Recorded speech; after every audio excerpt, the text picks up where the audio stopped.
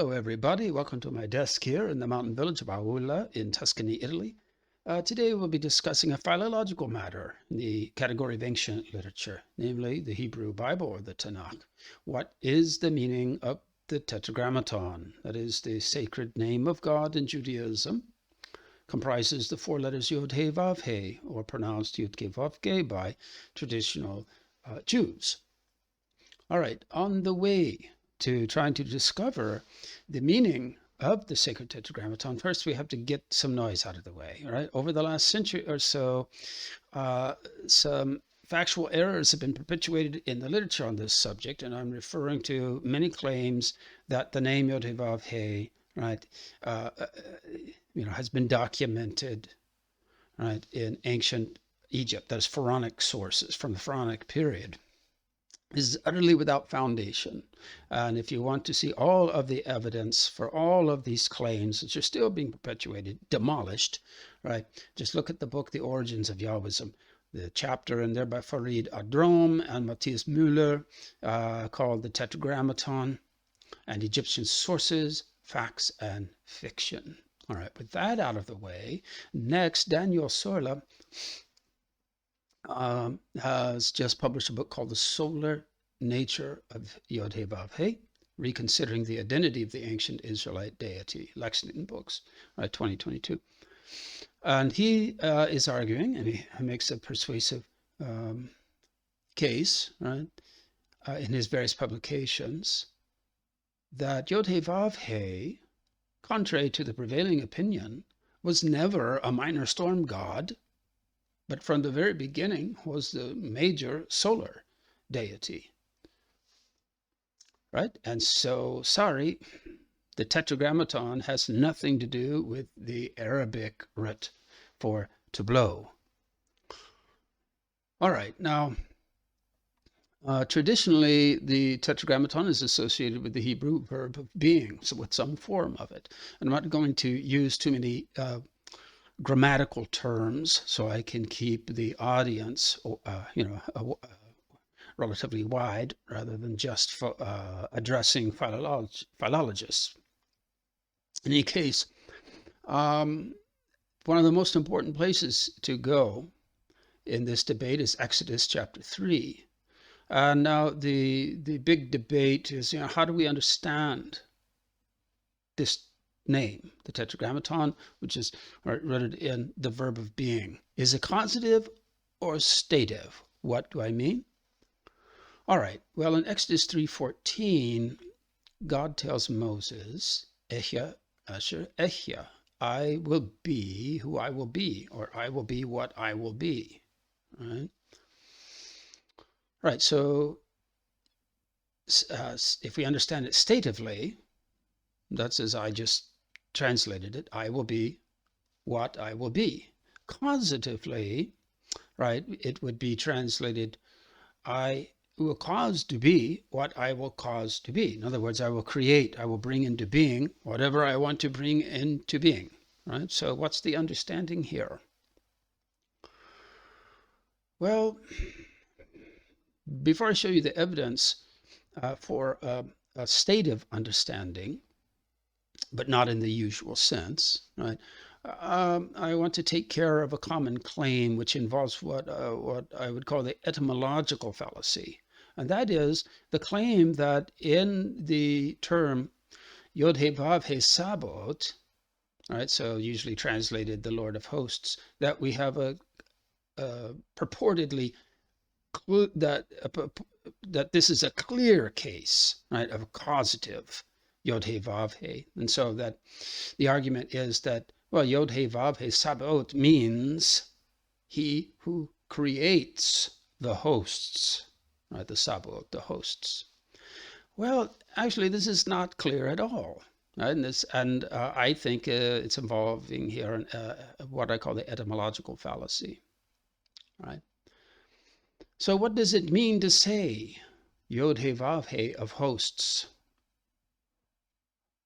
Well, if you say, well, it means he who created the hosts, you're focusing on the etymology of Yhwh, which is to totally overlook that it's functioning as a name. right? Not as an etymology. So it's being understood and used as a name, Yhwh, right? So this being whose name is Yhwh is being associated with the heavenly hosts, with the Sabaoth. That's all it's saying. And what's the clincher for this? Well, it's the biblical idiom which replaces Yhwh, Sabaoth, right? Replaces the Yhwh with Elohim or Elohim. Elohim Sabaoth, right? But we find this in Psalm 80, for instance. So how do you translate that? Elohim Sabaoth. Well, God of hosts, right? So the people who wrote this and then those, right, who recited it in the Second Temple liturgy, when they heard Yod-He Vav-He Sabaoth, they heard a name. They didn't hear a verb. Oh, he who creates the hosts. Just a name, just like Elohim Sabaoth. They heard a title, a name. They didn't think etymologically, oh, that means the powers of the power of the hosts, right? Or whatever El or Elohim may mean etymologically. It's irrelevant. Today, even educated people, you can ask them, well, when you say God in English, what's the etymology? Well, unless someone has studied that particular word's etymology, they're not going to know. And indeed, there are a lot of people even who have specialized in religion. If you corner them, so, well, what's in English, or what's the etymology of the name God? They're probably going to have to go look it up. It's not something that they use on a daily basis. And so in ancient Judea or ancient Israel, they wouldn't have been thinking of the etymology behind a divine name. They would have been using the name as a name when in addressing God, for instance. When someone addresses me as Samuel, they're using Samuel as my name. They're not thinking of its etymology or its possible etymology. It's, in fact, there are debates about what it actually means in Hebrew. In any case, all right, so we have to avoid this sort of etymological fallacy. Now, in Exodus 3:14, God says, Ehyeh, Asher Ehyeh. So if you understand that this is an anticipation of the later scene, it's like a duplicate scene. It's like the second calling of Moses, or second version of the story of the calling of Moses, the first one occurring at the burning bush. The second one occurs in Exodus chapters 32 and 33. And there God tells Moses, I will proclaim the name Yod-He Vav-He before you. And I will be gracious to whom? That is, at Asher, I will be gracious. And I will be merciful to whom? At Asher, right? I will be merciful, right? So this is echoing the Ehyeh, Asher, Ehyeh in Exodus 3. I will be what I will be. And here, I will be gracious to whomever I will be gracious. And I'll be merciful to whomever I will be merciful. Right? So it's two interpretations, two glosses on the meaning of the Tetragrammaton. Right? I will be whatever I will be. And then, he gives a concrete example. What is one way to be? To be gracious and to be merciful, two ways, right? And with synonyms, gracious and merciful. So how do we understand Ehyeh, Asher, Ehyeh? Ehyeh, I will be, is dynamic. It's to be understood dynamically, so not a static being. So it's stative, but it's not representing static being, but dynamic being. And this is pointed out by Hillel ben Sasson in his 2019 book, Understanding Yod-He, the Name of God, in Biblical, Rabbinic, and Medieval Jewish Thought. It's published by Palgrave Macmillan, again, 2019. All right, so it's, I will become whatever I will become, right? So I will manifest myself in whatever way I want to manifest myself, right? So it's an expression of a modality of being, but it's a dynamic being, a dynamic ontology, if you will. And it's then illustrated in Exodus 33, Well, I will be gracious to whomever I will be gracious. And I will be merciful to whomever I will be merciful. So stative but dynamic, right? And this Ehyeh is a gloss on the Tetragrammaton, which is mentioned in the next verse, Exodus 3, verse or pasuk 15, right? And so this is an interpretation of the name, which is rooted in, or is an expression or a form of, the Hebrew verb of being, or the copula, right? So it's interesting that in the preceding verse, that is in Exodus 3:13, Moses is talking to God, says, "And they shall say to me, what is his name? What shall I say to them?" Right? So God says basically, well, that name is Ehyeh, Ehyeh. But the next verse clarifies, well, it's really Yhwh, Vavhe. So Ehyeh is an interpretation or a gloss. It's an understanding of the author on the name Yhwh, Vavhe, right? And in fact, when Moses asks God, they will say to me, what is his name? What will I say to them? And here in the words me, what is his name? What? All right. So, and they shall say to me, what is his name? What will I say to them? In those words, me, what is his name? What? Right. In Hebrew, that's lema, shemo, ma. Right. And the final letters of each of those four words, right, is Yod, He, Vav, He, the letters of the Tetragrammaton. We can say, wow, isn't that just a coincidence? Well, it could be, but I think there are a lot of reasons, which I will not go into now, that make me suspect it's not, that it's an intentional encryption. This is the type of things that these ancient scribes like to do. They had a lot of free time on their hands, right? Anyway, incidentally, that verse, Exodus 3:13, comprises 86 letters, right, which is the numerical value of Elohim. But be that as it may, if you look at the Septuagint, I think we see evidence that they had knowledge, the scribes, the translating scribes had knowledge of this Hebrew encryption of the Tetragrammaton in Exodus 3:13. Because there as well, in the three Greek words, right, that render the ma shamu, ma, right, which are T onom auto, the final letters, right, again, it's the last letters of each of those three words, are iota, alpha, omega, which is the ancient Greek version, right, rendering of the Tetragrammaton. It becomes a three-letter name, but it's very well known iota, alpha, omega, the triadic, right, Greek configuration, if you will, of the Hebrew Tetragrammaton. And the tau, which begins that three-word phrase, T onom auto, which contains this iota, alpha, omega encryption, right, begins 26 letters to the end of that verse in the Septuagint, right? The 26 being the numerical value of the Tetragrammaton. Again, could be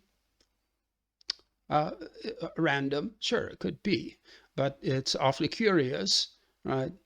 That it seems to be mimicking and aware of this Hebrew encryption of the Hebrew form of the Tetragrammaton in the same verse and in the same phrase, right? And in the same way, right? By means of the final letters instead of the first letters, for instance, of the phrase in question, right? Just for your reference, I would say there are two essays that would be profitable to read. The only criticisms I have of them is that the author falls prey to these incorrect claims about ancient Egyptian from the Pharaonic times, right? Ancient Egyptian sources attesting to the name of the Hebrew God, right? Yhwh, Vavhe, and that is Anna Marie Kitz and Richard J. Clifford, right? In the Catholic Biblical Quarterly in 2018, and that's titled "To Be or Not to Be," right? And it's a comparison of Ehyeh and Yhwh, Vavhe, Sumerian Ehyeh. and Hebrew Yhwh, and then Anna Marie Kitz in the next year, 2019, right, in the Journal of Biblical Literature, another essay, The Verb Yahweh, right? And so these, I think, those two essays, despite the blemishes there, give us the most current state of knowledge on the Tetragrammaton, right, and its origins and its meaning. Now, I should address scholars at this point and use some technical language, but I'll try to keep it to a minimum so that the previously mentioned wider audience will still be able to basically follow along. Right, so let's recall the Septuagint translation of Exodus 3:14's Ehyeh asher Ehyeh. Renders this basically with ha-on, right? So this can be understood in two ways: the being, or actually what is, but he that is, right? And so scholars immediately think this is reflects Platonic philosophy. Could be, but actually I think it's doubtful for some of the following reasons. First of all, the Septuagint in general, I'm referring to the Torah translation, the translation of the Torah. Just keep it there.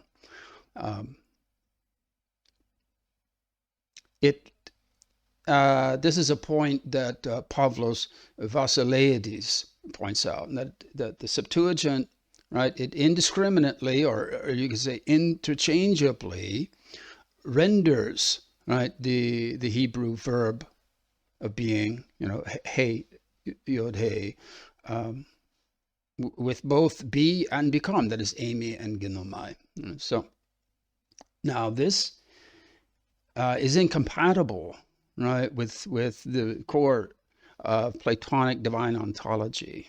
Right? So you would never, Plato would not refer to the divine, right, the divine as such, right, with the verb of becoming. It's only the verb of being.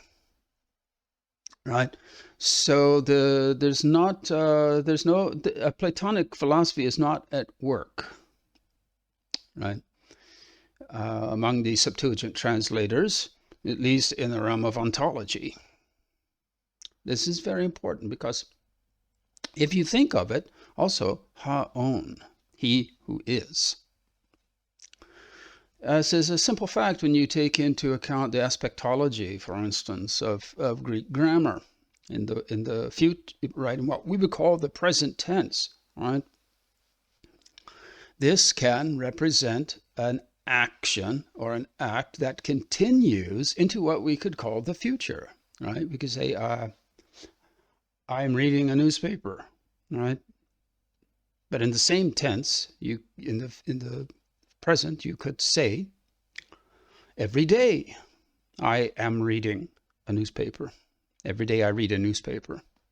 That's still present, right? And to be expressed as such in Greek, right? So he who is ha-on, right, in Greek could also mean, right, he that is now and that continues to act, right, as being into the future.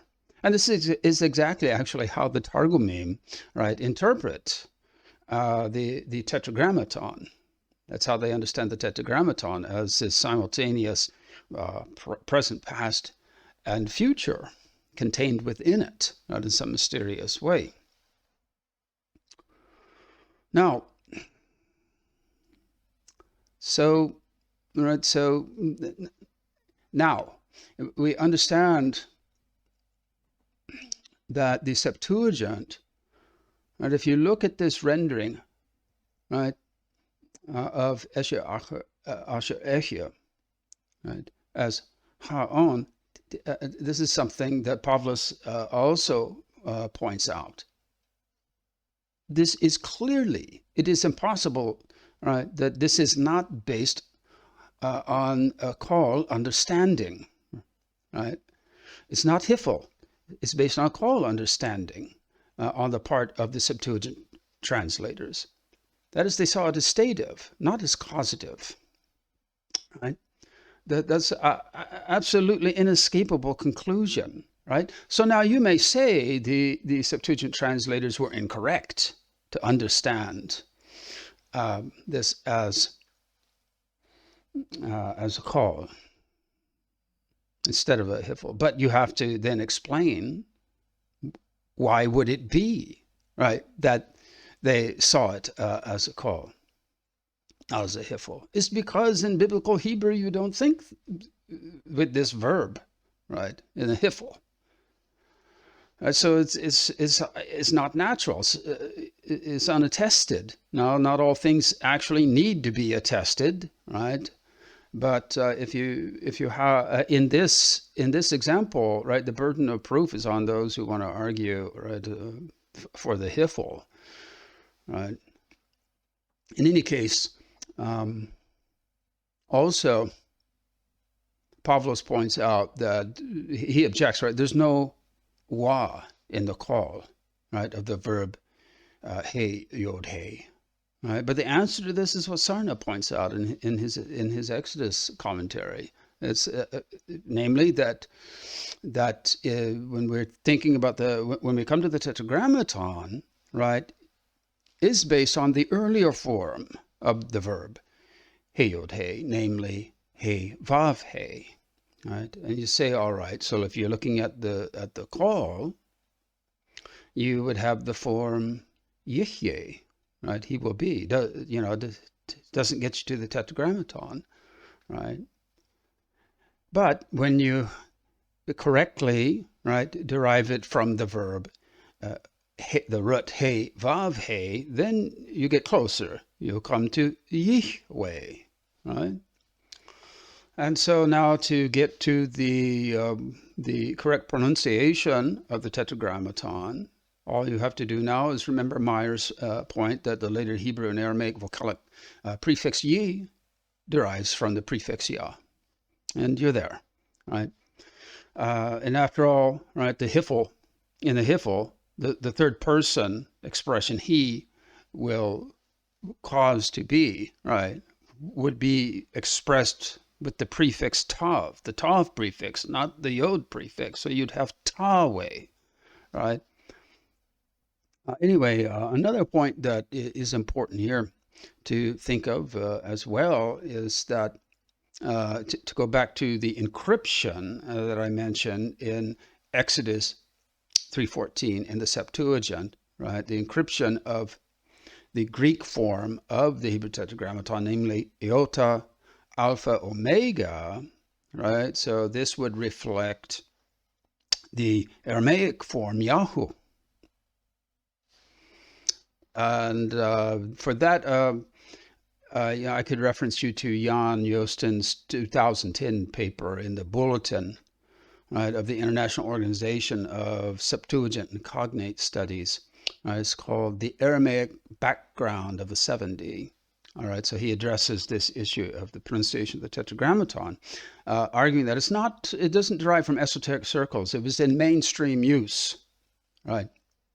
In Egypt, mainstream use, just not for esoteric or magical papyri, right? And so I believe that this encryption in Exodus 3:14 in the Septuagint actually reflects that, right? So we're seeing the local pronunciation, which reflects an Aramaic background, right, there in Egypt.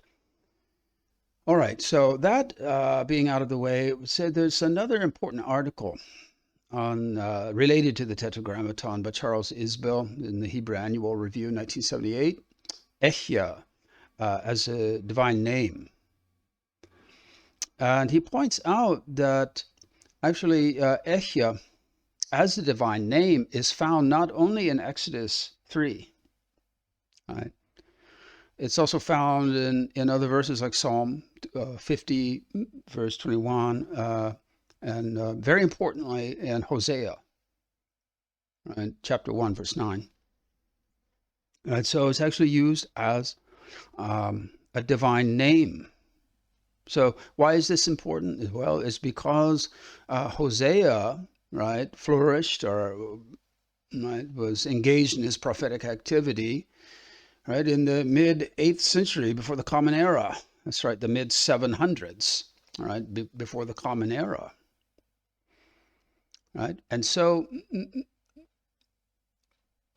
one could set up the scenario, right, that Hosea is not necessarily dependent on the final form, redacted form of the Torah, but on traditions that were living at the time. And so both Exodus and Hosea reflect this same tradition of Ehyeh as a divine name. Right? So this is very important, more important than you'll realize at this point. All right, now you begin to realize the importance of this when you then take a look at William R. Arnold, his essay, "The Divine Name in Exodus 3:14." It was published in the Journal of Biblical Literature in 1905, right? And it's a 60-pager, right? So it's like a little short monograph almost, right? But he points out in there that, rightly so, Ehyeh, Asher Ehyeh, the meaning of that, well, literally, I will be what I will be, but the idiomatic sense of that phrase is clearly, right, when you compare it to similar idioms in the Hebrew Bible, it clearly means I will be what I will choose. I'll be whatever I choose to be. So you can't pin Yod-Heh Vav-Heh down, right? In any case, Ehyeh in verse 14b, right? So Exodus 3:14b, right? There it said that, you tell them that Ehyeh has sent me, right? So it shortens the Ehyeh, Asher Ehyeh, to just Ehyeh. Tell them that Ehyeh has sent me to you. And Arnold rightly points out this, right, is identical, right, to what we see in verse 15, where it then becomes Yod-Heh Vav-Heh has sent me to you, right? So as Arnold explains, this Ehyeh is actually a disguise, a substitutionary disguise for the Tetragrammaton. That's how it originates.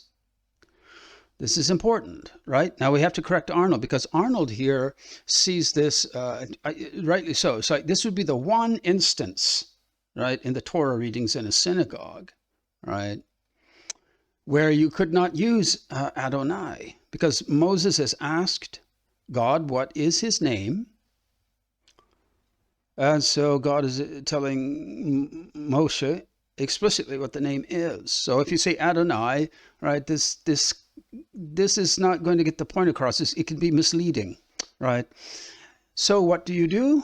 You can't just substitute the Tetragrammaton there. You have to disguise it, right? And so there's an easy way to disguise it. You go from the third person to the first person, right? To Ehyeh, right? So it's a disguise for the Tetragrammaton, right? But we have to correct Arnold here because he's unaware that Ehyeh is already a divine name in the mid-700s, before the Common Era. So it can't be as Arnold theorizes, right? An interpolation, right, created in the 4th century before the Common Era, sometime in the 300s, right, before the Septuagint was created.